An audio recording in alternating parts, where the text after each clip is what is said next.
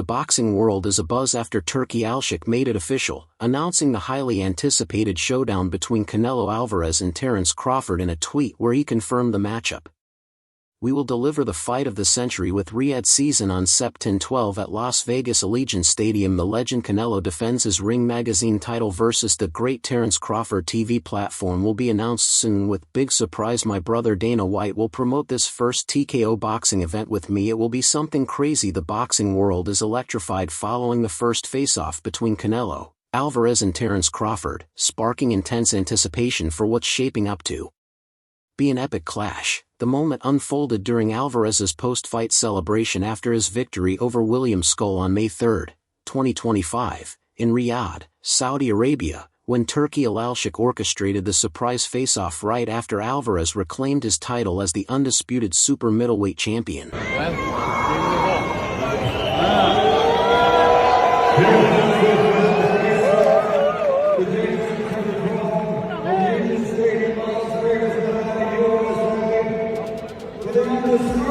The fight has triggered a wave of reactions from boxing legends, analysts, and fans, with Dimitri Bivol, who famously dealt Canelo Alvarez a rare loss, sharing his perspective that Terence Crawford's hunger and high activity level might create serious problems for Alvarez. Bivol points out that Crawford's mental toughness and ability to adapt will be key in handling the power and relentless pressure that comes with fighting at 168 pounds. Crawford wants this fight a lot.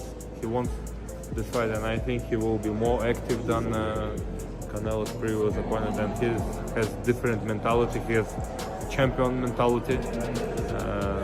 I think the fight will be much more interesting. What do you make of the weight in that fight, the weight difference? I think Crawford will not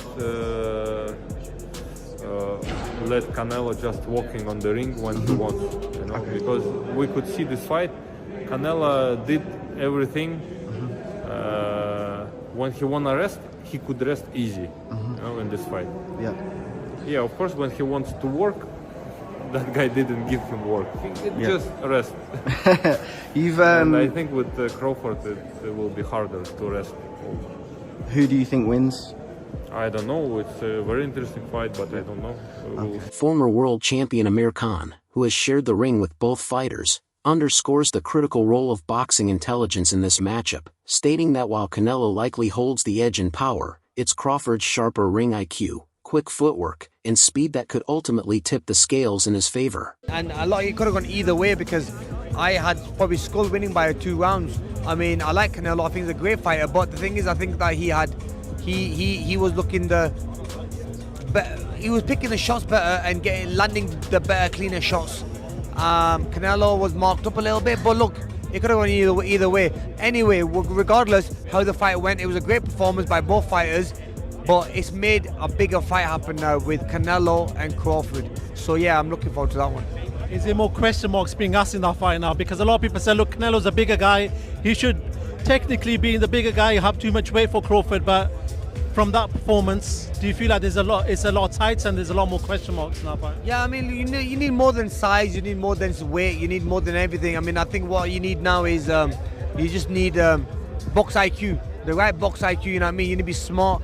And someone like Canelo fighting against Crawford, you need more than power, you need more than speed, you need ring IQ, you need literally everything, because this is the 2 best pound for pound fighters who are going to be fighting each other, even though Crawford is going to be giving away a lot of weight, but I feel that it could go either way. Boxing legend Roy Jones Jr. notes that the result could largely depend on Canelo's mindset going into the fight, warning that if Alvarez underestimates Crawford and assumes he can outbox him with ease, he could be in for a rude awakening. Jones stresses the importance of Canelo giving Crawford's abilities the respect they deserve and making sure his preparation reflects that. Favor in that fight?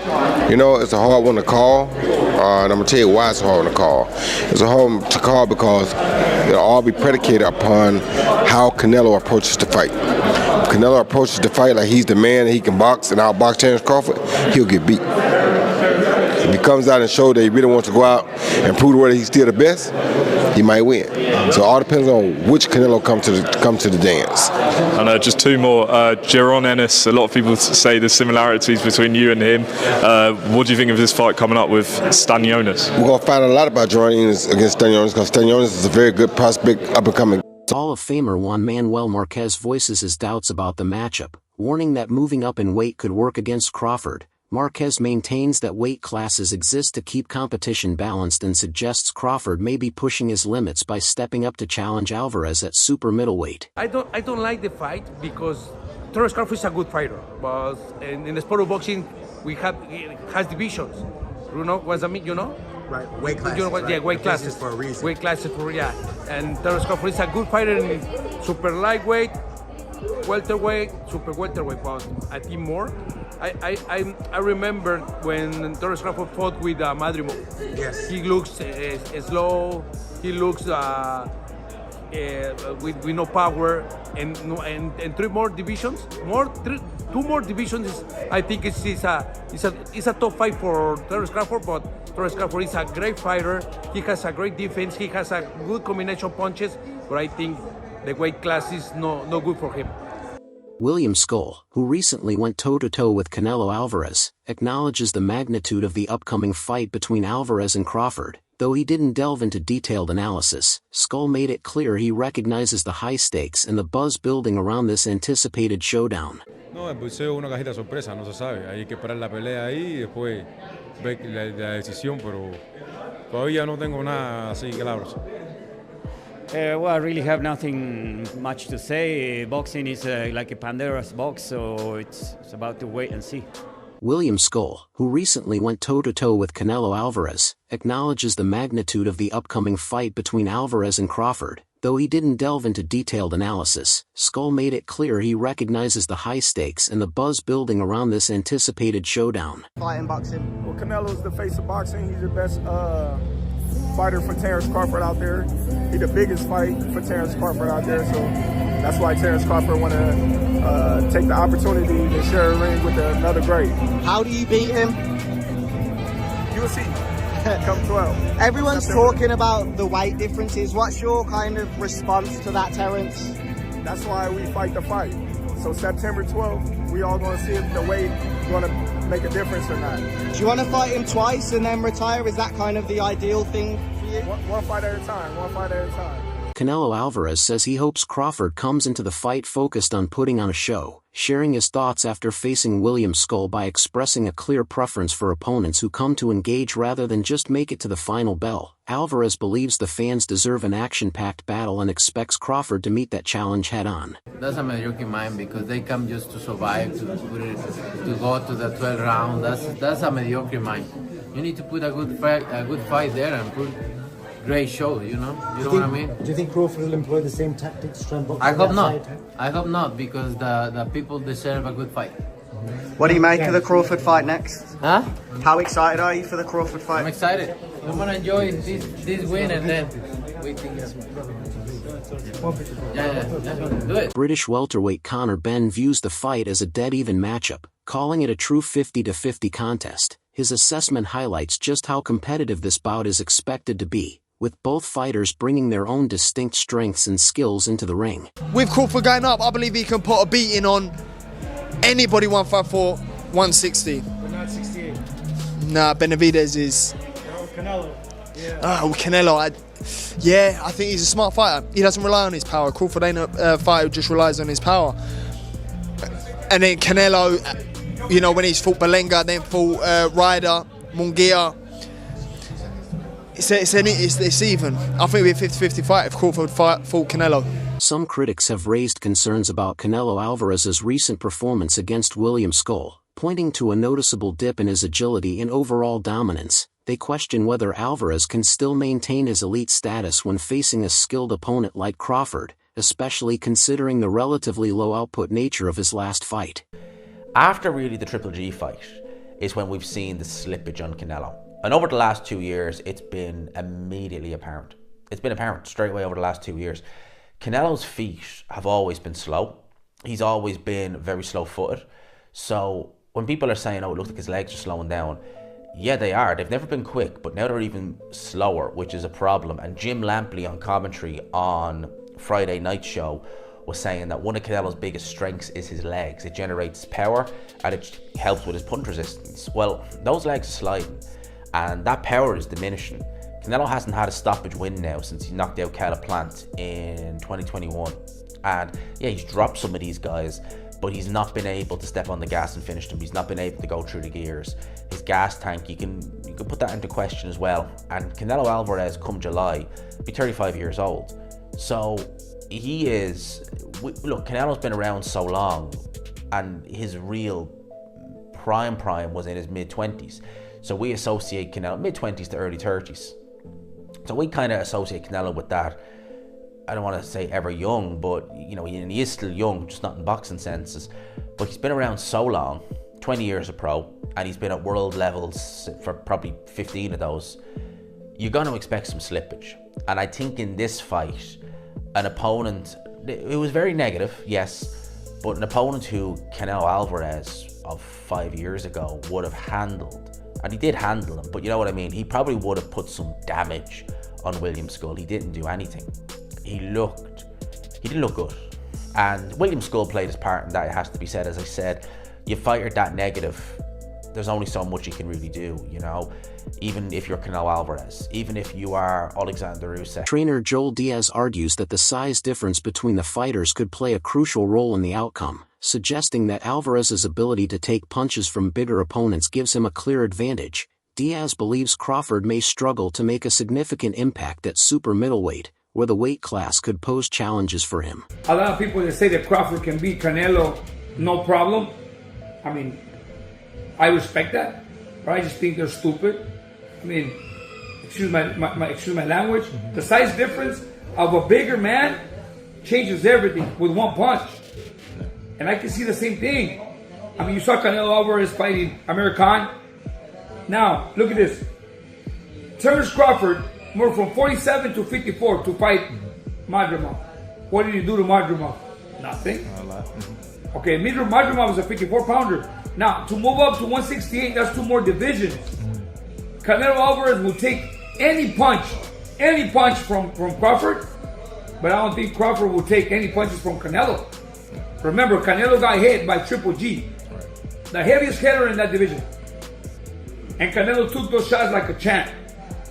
I don't think Crawford has anything to beat Canelo. Former champion and promoter Oscar de la Hoya has voiced his doubts about the fight, calling it a money grab. He highlights the historical trend where a smaller, more skilled fighter seldom defeats a larger, equally skilled opponent, casting uncertainty on Crawford's chances of succeeding at super middleweight against someone like Alvarez. William who? Canelo versus William Skull. William who? Oscar being back in New York over here. No, let's just say Canelo Crawford,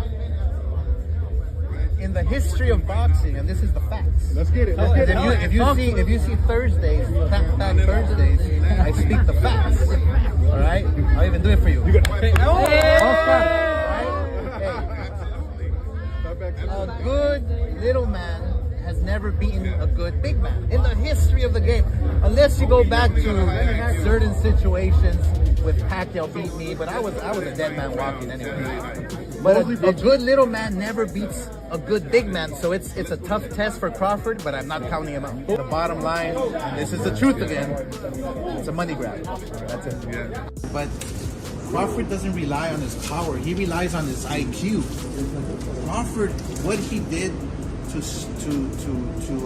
Spence was magic, was incredible, was amazing. And so, look, one thing about Canelo is that we all know that he walks in the ring as if there's wet cement, right? His footwork is a little too heavy. Crawford is such a smart fighter where he can he's like Bruce Lee, literally. And he's in his peak, he's in his prime, and so I think that if that fight ever happens, which I don't think it will, if that fight ever happens, I have to go with Crawford. There you have it, Oscar De La Hoya talking about Crawford. Super middleweight contender David Benavidez believes that Terence Crawford's outstanding skills and relentless work ethic could pave the way for an upset victory over Canelo Alvarez, suggesting that Crawford has what it takes to pull off a surprising win. The Ring magazine, which is owned by Turkey, reported that Canelo and Crawford have agreed to the September date and that it's essentially on. What is your I know this has been rumored and talked about, but now it seems like a done deal. What's your reaction to this? It's a good fight. You know, it's a good fight for both of them. Good fight for. I think it's more important for Crawford than anybody. You know, but I think if anybody could beat Canelo, I think Crawford could. Yeah, I know you said like he could be the guy. What kind of a chance do you ultimately give him?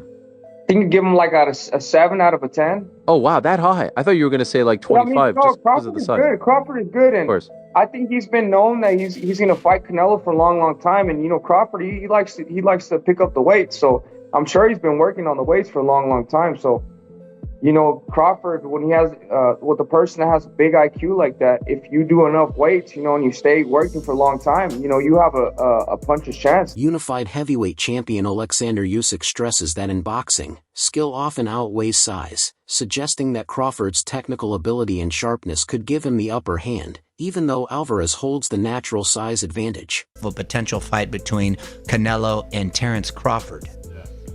How do you see that fight? Who do you like? Terence. Wow. My friend, but it's crazy man. Listen, I say Terence win. Yes. What? Terence win over Canelo. Yes, what? Terence win. But listen, Terence is different man. Terence work in две стойка. Two sides. Two sides. Right. Right. And Right. Switch hitter. Yes. He's a switch hitter. Yes. Right and left. But it's very smart man. It's very smart. But feel distance and place like Adjustments. Spacing, Exactly. boxing. You don't think the weight difference will be a factor too much? Mario, you're asking him? That's why. That's why I'm asking exactly. But, Canelo big, yeah. Canelo too, good boxer. But I say. Former welterweight champion Sean Porter, who has fought Crawford, raises concerns about whether Crawford can handle Alvarez's power. While recognizing Crawford's toughness, Porter questions if he can withstand the physicality of a naturally bigger and stronger opponent like Canelo. The others say like, no, that's 2 more weight classes. Like once he gets touched by Canelo, it's going to be different. I am concerned about him absorbing a Canelo punch, especially through the course of 12 rounds.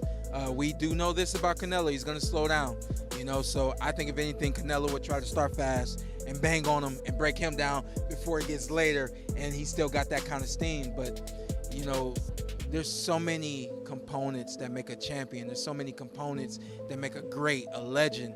It's just so much to go into. It's a conversation that lasts an hour easily when we talk about all of the components that Terence Crawford has, all of the components that Canelo have, and how we find how they even out and who trumps one another, you know what I mean?